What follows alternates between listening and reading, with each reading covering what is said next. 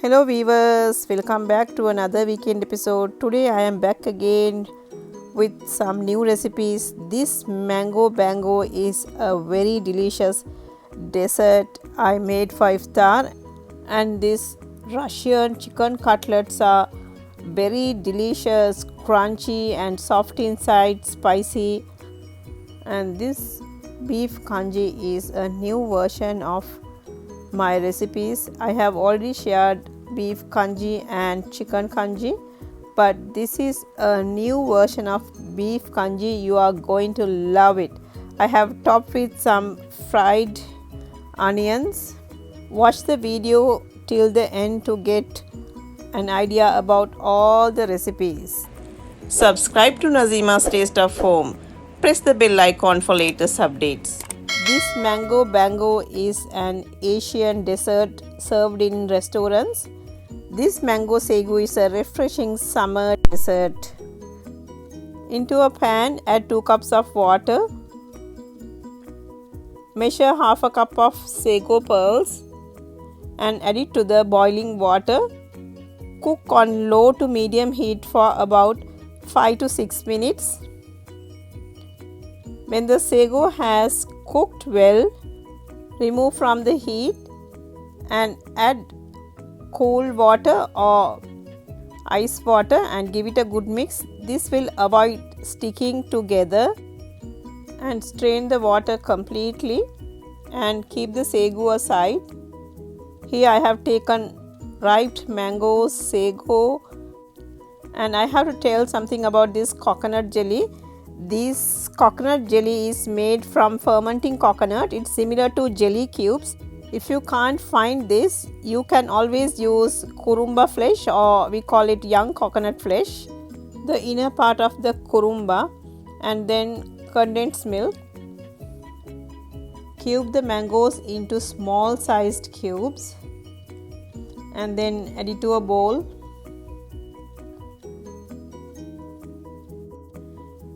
Take a large bowl and then let's add the cooked and cooled sago.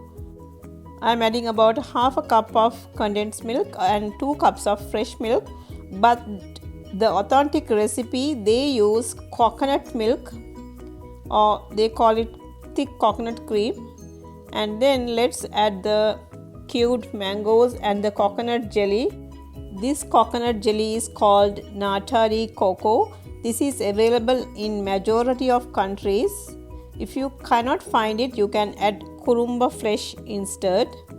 And then give it a good mix and leave it in the refrigerator for about 2 hours.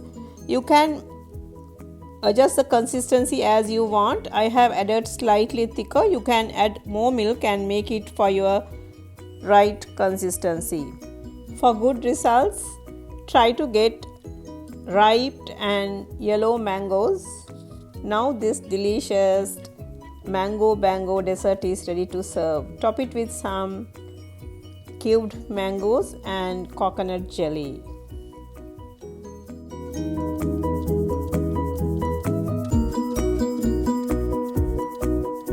Take 300 grams boneless chicken into a pressure cooker. Add some salt and a teaspoon of black pepper powder and chili powder. Add about a cup of water and pressure cook for 2 whistles.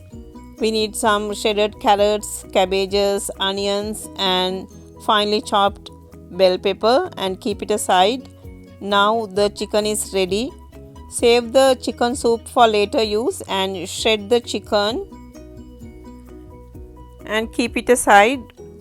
Mash 2 boiled potatoes and keep aside along with the soup. Heat a pan and add about 2 to 3 tablespoons of oil. When the oil heats up, add the cabbages, carrots, bell peppers and saute for 2 to 3 minutes. Make sure they are semi cooked, and then let's add 1 tablespoon of all-purpose flour and let it cook till the rawness is gone, approximately 2 to 3 minutes. And then let's add about half a cup of saved chicken soup. Cook it covered for about 2 to 3 minutes until all the water has evaporated. Now let's add the shredded chicken, finely mashed potatoes, onions, salt as needed, 1 teaspoon red chili powder, 1 teaspoon red chili flakes. Give it a good mix and combine everything really well. And then let's add 1 tablespoon green chili paste, or you can add some finely chopped green chilies. Give it a good mix and now put off the heat and add a handful of finely chopped coriander leaves, and I'm going to transfer this into a bowl. While it is still hot, I'm going to add a handful of mozzarella cheese.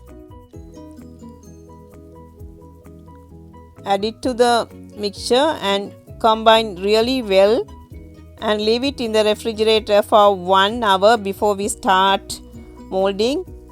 I am using the quarter cup measurement to make the kebabs. I am going to shape it oval shape, but you can make it however you want to. But these Russian cutlets are usually oval shape. I am going to leave it in the freezer for about 10 minutes and then let's get ready with the breading station. Let's crush 1 packet of roasted vermicelli and crush it as much as you can, just like this.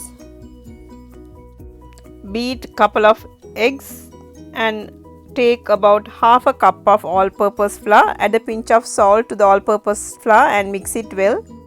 Now let's take the cutlets from the freezer and coat it in the flour, and then dip the cutlet in the beaten egg. With a fork, put it into the vermicelli and coat it evenly, just like this, and put it into a box. I am going to freeze this. In fact, I made this just before Ramadan. If you are also into the cook now and eat later philosophy, this is an ideal recipe for you. I have made many other short eats and left in the freezer just 1 week before Ramadan. If you want to fry right away, leave it in the refrigerator for about half an hour and then start frying. Heat oil in a pan. Gently place the kebabs in hot oil and fry them over low to medium heat, flipping a couple of times in between until the kebab gets a golden color on both sides. Remove the cheesy kebab from the oil. Place it in an oil drainer. Serve hot with your choice of sauce or chutney. Here comes another version of my beef kanji recipe. I have shared a couple earlier in my channel. I always make variety of kanji recipes. I have taken 2 cups of red raw rice. You can use any kanji rice or basmati rice, along with half a cup of green moong dal. The green moong dal is very healthy during Ramadan time, and soak it for about 10 minutes and keep it aside and get ready with other ingredients. And now I have rinsed the rice few times, and here I am adding 1 tablespoon of ghee, 1 tablespoon of oil in a pressure cooker. When the oil heats up, add 1 cinnamon stick, few cardamoms and 2 bay leaves, along with 2 tablespoons of fenugreek seeds, and add the onions and fry it until slightly golden color. Add about 10 garlic pods, 1 medium sized tomato, 2 green chilies. Give it a good mix and fry it for about 2 minutes. Add salt as needed. Cook it further and then add 1 tablespoon ginger and garlic paste and saute for about couple of minutes, and then let's add about 300 grams boneless beef. I have cut into small pieces. Add the spices, 2 tablespoons of coriander powder, half teaspoon turmeric powder and 1.5 teaspoons of red chili powder, and put on the lid and fry it and saute for about 5 minutes. Now let's add the rinsed rice and add a handful of coriander leaves. Mix it really well. Add enough water to cook the rice and the meat and cook for 4 to 5 whistles on medium heat, and after the pressure release naturally, now the rice has cooked well and it is soft, let's add a handful of carrots and give it a good mix while it is still hot. Since the rice is overcooked now I'm going to use a potato masher and mash it slightly. Make sure not to break the beef, and I am adding about 6 to 7 cups of coconut milk. Add gradually and mix it really well. Now I am going to transfer this into a larger pot and turn on the heat. Do not bring it to a full boil. Check for salt and add a little more salt and add more coconut milk as needed. Give it a good mix, and finally I am going to add a big piece of rampe leaf. This will give a nice flavor at the end. Now I have transferred into a bigger pot and I have added more coconut milk and get into the right consistency. Bring it to a semi boil and add it to bowls while it is still hot. I always love to top it with some ghee fried onions, but this is optional. If you like it, you can fry some onions in ghee and it is so delicious. I just love this kanji. Hope you enjoyed these recipes. If you like these recipes, please share it with your friends and family. See you soon with another interesting recipe. Thanks for watching. See you later.